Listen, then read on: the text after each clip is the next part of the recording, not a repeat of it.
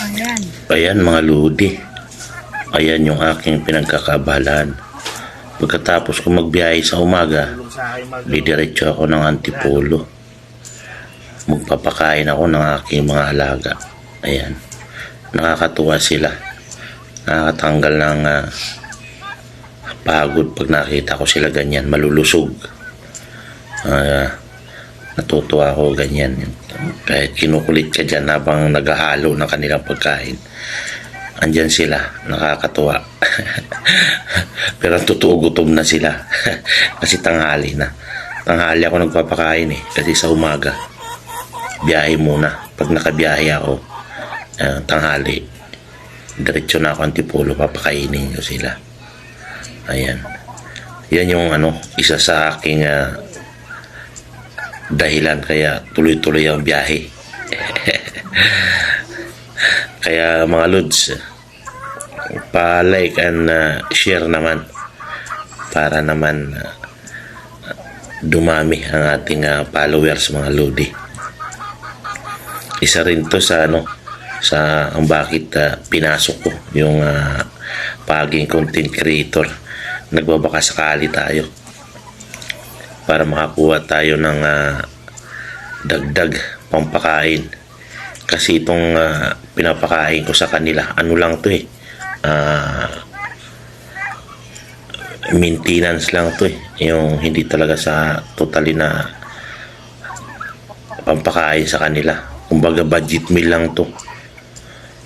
Dahil marami sila. Kaya budget meal. Kaya kung sakaling swertin tayo sa pagiging content creator, yan, masuportahan natin yung kanilang pagkain. Dahil ang sabi, pag isa kang content creator at na-monetize ka, meron ka kahit paano kikitain. Doon tayo kukuha ng pampakain sa kanila para naman tumaba sila ng gusto. Sa ngayon, hindi karamihan sa mga alaga ko mga payat dahil hindi sapat yung pinapakain ko. Ayan, ganyan kulang pa yan kasi sa kabila meron pa sa kabila mga manok, pato. Ayun. Dito isang lang to, isang isang number 1 na dito, pinaka number 1 na yung pinakakulungan nila.